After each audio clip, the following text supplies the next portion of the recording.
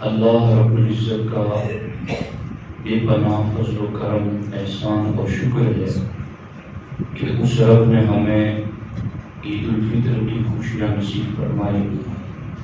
میں عید الفطر کے موقع پر اپنے تمام نمازی بھائیوں کو عید الفطر کی مبارکباد پیش کرتا ہوں اور دعا کرتا ہوں کہ اللہ تبارک و تعالی ہماری پوری زندگیوں کو خوشیوں سے مالا مال کر دے۔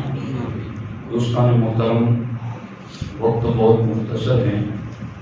اصل بات یہ ہے، اللہ رب العزت نے قرآن مجید میں مسلمانوں کو کئی اینگل سے کامیاب ہونے کی بشارت اور خوشخبری سنائی ہے۔ کسی مقام پر کوئی اور بات کہہ کر، کسی مقام پر کوئی اور بات کہہ کر، مگر میں نے جو آیت مبارکہ پڑھی ہے، اللہ رب العزت نے ارشاد فرمایا قد افلح من تزکا، کامیاب ہو گیا وہ جس نے اپنے باطن کو پاک کر لیا، وذکر اسم ربہ، اور اپنے رب کا نام لیا، فصلی، اور پھر نماز پڑھی۔ مفسرین کرام فرماتے ہیں کہ اس آیت مبارکہ میں اللہ رب العزت نے عید الفطر کا ذکر فرمایا ہے، اور وہ عید الفطر کا ذکر اس طریقے سے فرمایا ہے کہ قد افلح میں اللہ نے فرمایا یقیناً وہ کامیاب ہو گیا۔ وہ کون کامیاب ہو گیا؟ من تزکا، جس نے تزکیہ کیا، یعنی اپنے آپ کو پاک کیا۔ اور تفسیر میں مفسرین فرماتے ہیں کہ یہاں پر اس آیت میں اپنے آپ کو پاک کرنے سے مراد ہے جس نے صدقہ فطر ادا کیا، چونکہ ہمارے نبی علیہ السلام فرماتے ہیں زکوٰۃ الفطر طہر لصیام رمضان، یعنی صدقہ فطر ادا کرنا یہ پورے رمضان میں مسلمان حالت روزہ میں کبھی غفلت کی وجہ سے، کبھی جان بوجھ کر کوئی بیہودہ بات کر دیتا ہے، کوئی لغو لا یعنی اور بے مقصد بات کر دیتا ہے، ہمارے نبی علیہ السلام فرماتے ہیں یہ صدقہ فطر اس کے تمام روزوں کی ان کمیوں کو پاک کر دیتا ہے۔ اسی لیے اللہ نے فرمایا قد افلح من تزکا، کہ وہ کامیاب ہو گیا جس نے اپنے آپ کو پاک کیا۔ پاک کیسے کیا؟ صدقہ فطر دے کر کے پاک کیا۔ وذکر اسم ربہ، اور اپنے رب کا نام لیا، اور رب کا نام لینے سے مراد ہے یہاں پر جس نے اللہ اکبر کہا۔ تو چونکہ عید الفطر اور عید الاضحیٰ کے دن اللہ اکبر کہنا یہ بھی سنت ہے، تو وذکر اسم ربہ میں اللہ نے اسی عید کے دن کے اللہ اکبر کہنے کو ذکر فرمایا۔ اور تیسری چیز ہے فصلی، کہ اللہ اکبر بھی کہا اور پھر اس نے عید الفطر کی نماز بھی ادا کی۔ تو یہ حقیقت میں اس آیت میں عید کے ان تین کاموں کا ذکر ہے کہ مسلمان صدقہ فطر دیتا ہے، مسلمان اللہ اکبر کہتا ہے، اور مسلمان عید کی نماز پڑھتا ہے۔ اللہ فرماتا ہے جو یہ تین کام کرتا ہے میں اسے کامیابی عطا کر دیتا ہوں۔ اب دیکھو یہاں پر ہر مذہب میں اور اسلام کے آنے سے پہلے بھی عید کا تصور اور عید منانے کا رواج قوموں میں تھا، مگر کسی قوم میں عید منائی جاتی ہے تو کھیل کود کر، کسی قوم میں عید منائی جاتی ہے تو وہ پٹاخوں کے ذریعہ، کسی قوم میں عید منائی جاتی ہے تو میلے کے ذریعہ، کسی قوم میں عید منائی جاتی ہے تو وہ فضول خرچی کے ذریعہ، کسی قوم میں عید منائی جاتی ہے تو بیہودہ لا یعنی اور بے مقصد کاموں کے ذریعہ۔ مگر جب ہمارے نبی علیہ السلام ہجرت فرما کر مدینہ تشریف لائے تو ہمارے آقا علیہ السلام نے دیکھا کہ مدینے کے یہودی سال میں 2 دن بطور عید مناتے ہیں، تو ہمارے نبی علیہ السلام نے فرمایا میرے صحابہ میں تمہیں سال میں اس سے بہتر 2 عیدیں عطا کرتا ہوں۔ اور ہمارے نبی علیہ السلام نے 1 شوال یعنی عید الفطر کو اور 10ویں ذی الحجہ یعنی عید الاضحیٰ کو عید کے دن مقرر فرمائے ہیں۔ یہاں ایک بات میں یہ بھی عرض کرنا چاہتا ہوں کہ جن لوگوں کا یہ عقیدہ ہے کہ نبی کے چاہنے سے کچھ نہیں ہوتا، میں ان کو پورے چیلنج کے ساتھ کہتا ہوں، میں حافظ قرآن ہوں، تراویح بھی میں نے سنائی آپ کے سامنے، پورے 30 پاروں میں اللہ نے عید الفطر اور عید الاضحیٰ کا حکم دیا ہو ایسا لا کر ہمیں کوئی دکھائیں۔ یہ پھر عیدیں کہاں سے آئی؟ یہ عید نبیوں کے امام کے حکم سے آئی۔ اس سے پتہ چلا کہ اللہ نے ہمارے نبی کو بے اختیار نہیں، طاقت اور پاور والا نبی بنایا ہے۔ اللہ نے اس نبی کے ہاتھ میں حلال اور حرام کے قانون دیے ہیں۔ میرے حبیب آپ جو کہیں گے وہ میں حلال کر دوں گا اور آپ جو کہیں گے میں حرام کر دوں گا۔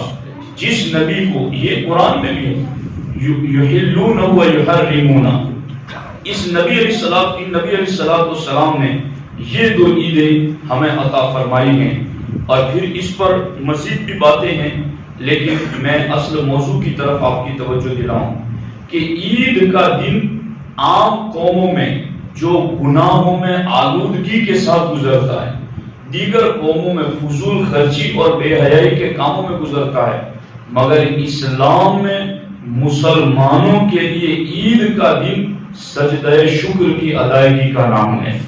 مسلمانوں کے لیے عید کا دن اللہ کی بارگاہ سے ملنے والے انعام کا دن ہے۔ مسلمانوں کے لیے عید کا دن فضول خرچی کے لیے نہیں، اللہ کی راہ میں خرچ کرنے کے لیے ہے۔ مسلمانوں کے لیے عید کا دن بے حیائی کے لیے نہیں ہے، نگاہوں کو حیا کا نور دینے کے لیے ہے۔ مسلمانوں کے لیے عید کا دن بیکار کاموں کے لیے نہیں، عید کے دن تسبیح پڑھنے کا دن ہے۔ تو مسلمان عید بھی مناتا ہے، چونکہ اسلام کا ہر تہوار اگر اس طریقے پر ہم منانا شروع کر دیں جیسا اسلام نے بتایا ہے، تو میں سمجھتا ہوں آپ کسی کو اسلام کی دعوت دے یا نہ دے، آپ کا کردار اسلام بن جائے گا۔ آپ کے طریقے سے لوگوں کو اسلام کا پتہ چلے گا کہ دیکھو مسلمانوں کے تہوار کیسے ہوتے ہیں، نہ کوئی ناچ گانا، نہ کوئی بھاگ دوڑ، نہ کوئی شراب پینا، نہ کوئی آگ میں جل جانا، نہ کسی کا پانی میں کود جانا، کتنی خوشی سے مسلمان تہوار مناتے ہیں۔ تو اگر ہمارا مسئلہ آج یہ نہیں ہے کہ ہم مسلمان ہیں، ہمارا مسئلہ آج یہ ہے کہ ہم اسلام پر نہیں ہیں۔ مسلمان ہونا یہ ہمارے لیے مسئلہ نہیں ہے کہ دنیا ہمیں کیوں مار رہی ہے، دنیا ہم کو کیوں ذلیل کر رہی ہے، اس لیے نہیں کہ ہم مسلمان ہیں، اس لیے کہ ہم اسلام پر نہیں ہیں۔ جس دن یہ قوم مسلمان ہوتے ہوئے اسلام پر آ جائے گی، دنیا کی ہر قوم ان کے قدموں میں اپنی آنکھیں بچھا دے گی، اس لیے کہ اسلام سے بہتر کوئی فطری مذہب ہے ہی نہیں۔ اسلام ہی فطری مذہب ہے، اور انسان کی طبیعت کو جیسا اللہ نے بنایا ہے، اللہ نے دین بھی ویسا دیا ہے۔ تو چونکہ یہ خالق انسان کا دین ہے، اس لیے اس نے فطرت کے عین مطابق اس دین کو ہمیں دیا ہے۔ تو اس لیے اب کرنا یہ ہے کہ ایسا نہ ہو کہ پورا مہینہ تو ہم نے روزے رکھے، پورا مہینہ ہم نے تراویح، تلاوت، ذکر و اذکار اور خوب پابندی کی، اور جیسے ہی عید کا دن آیا تو عید کا دن تو یوم الجوائز ہے، عید کا دن تو انعامات کا ملنے کا دن ہے۔ جس دن انعام ملنا تھا اس دن گناہ کے اڈے پر چلے گئے، جس دن انعام ملنا تھا اس وقت بے حیائی کے کام میں لگ گئے، تو پھر وہ انعام لینے کا حقدار کیسے ہو سکے گا؟ آج کا دن تو وہ ہے، فجر جیسے ہی طلوع ہوئی، اللہ کے رسول علیہ السلام فرماتے ہیں رب عرش کے فرشتوں کو حکم دیتا ہے جاؤ آج زمین پر اتر جاؤ، ہر گلی پر، ہر چوک پر، ہر موڑ پر میرے بندوں کو یہ دعوت دو، چلو تمہیں رب کریم نے اپنے گھر بلایا ہے۔ وہ رب تمہیں نوازنا چاہتا ہے، وہ رب تمہارے بڑے بڑے گناہوں کو بخشنا چاہتا ہے، اور میرے بندوں کو گلیوں میں کھڑے رہ کر انہیں سلام کرو۔ اگرچہ ہمارے کان ان فرشتوں کی آوازوں کو نہیں سنتے، مگر ہم اس نبی کا کلمہ پڑھتے ہیں، کہ دور و نزدیک کے سننے والے وہ کان لال کرامت پہ لاکھوں سلام۔ اس غیب دان نبی نے ان غیبی آوازوں کو سنا اور ہمیں بتایا۔ ہم تو اس نبی کے کہنے پر بن دیکھے رب کو مانتے ہیں، تو بن دیکھے اسی نبی کے کہنے پر فرشتوں کی خوشخبری بھی مانتے ہیں۔ اب دیکھو یہاں پر کہ یہ ساری چیزیں عید کے دن انعام ملتا ہے۔ اب خاص طور پر یہ دن جب آتا ہے تو شیطان تو 30 دن جھگڑا رہا تھا۔ سفلت الشیاطین وزلزلت الشیاطین، جب رمضان کا چاند نظر آیا تھا اسے بیڑیوں میں جکڑ کر اللہ نے سمندروں میں ڈال دیا تھا، لیکن جیسے ہی شوال کا چاند نظر آیا اب یہ آزاد ہو گیا۔ ہم نے پورے رمضان اس پر بہت ضربے لگائی، ذکر کر کے، عبادات کر کے، روزہ رکھ کر کے، اپنے نفس کو مار کر کے، اس کی نفس کی ساری باتوں کو رد کر کے، مگر جتنے ہتھوڑے ہم نے رمضان میں عبادتیں کر کے شیطان پر برسائے ہیں، آج وہ چھوٹ چکا ہے۔ بڑی سپیڈ سے چلے گا، بہت تیزی سے فتنے لائے گا، بڑی تیزی سے لوگوں کو آزمائشوں میں ڈالے گا۔ ہمارے نبی نے اسی لیے فرمایا کہ جیسے ہی عید کا چاند طلوع ہوتا ہے شیطان چیختا ہے، چلاتا ہے، روتا ہے، اس کے سارے حوالے موالے اس کے پاس جمع ہو جاتے ہیں اور اس کو کہتے ہیں کیا بات ہے؟ کہا آج تو اللہ نے مسلمانوں کو بخشنے کا وعدہ کر لیا ہے، پھیل جاؤ زمین پر، انہیں نفس کی خواہشات میں مبتلا کر دو، انہیں لذت والی چیزوں میں مبتلا کر دو۔ پھر شیطان اور اس کے سارے چیلے زمین پر پھیل جاتے ہیں اور مسلمانوں کو نفس کی خواہشات میں مبتلا کرتے ہیں۔ اب دیکھو تو صحیح، ایک طرف رحمان رب کے فرشتے تمہیں بلا رہے ہیں، ایک طرف تمہیں شیطان بلا رہا ہے، ایک طرف رب تمہیں انعام دینا چاہتا ہے، دوسری طرف شیطان تمہیں جہنم میں دھکیلنا چاہتا ہے۔ اب اس قوم کو کرنا کیا ہے؟ کیا انعام ملنے والا دن ہو تو وہ غفلت میں گزار دے؟ انعام ملنے والا دن ہو تو وہ ہڑتلوں میں گزار دے؟ انعام ملنے والا دن ہو تو کیا وہ پارکوں میں گزار دیں؟ انعام ملنے والا دن ہو تو کیا وہ بے حیائی میں گزار دیں؟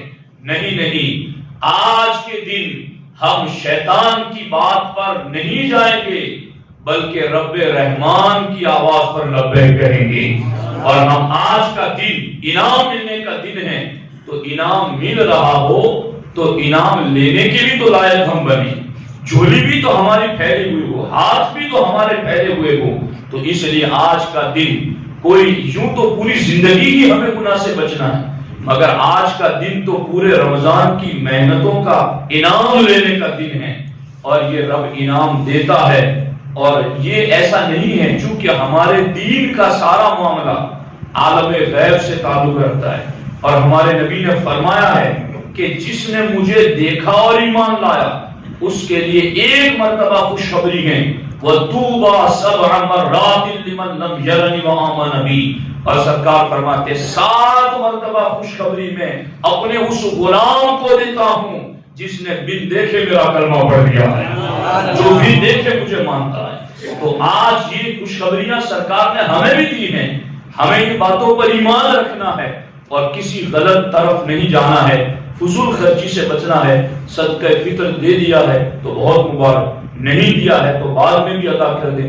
غریب مسلمان جو آپ کی بستی میں بستے ہیں، صرف یہ نہیں کہ وہ آپ کو ملنے آئے، آپ ان کو ملنے میں آئے، ان کو کچھ نہ کچھ تحفہ تحائف دے۔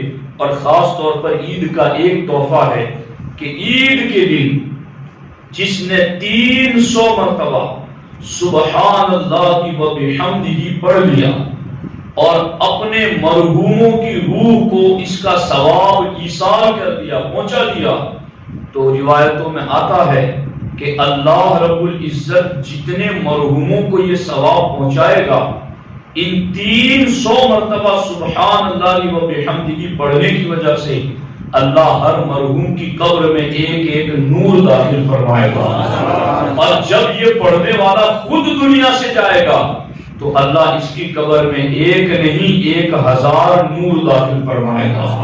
تو اس لیے یہ دن اس طریقے کی عبادتوں کا دن ہے، اس لیے لایانی اور بے حیائی کے کاموں سے بچتے ہوئے ہمیں اس دن کو نیکیوں کے ساتھ گزارنا ہے۔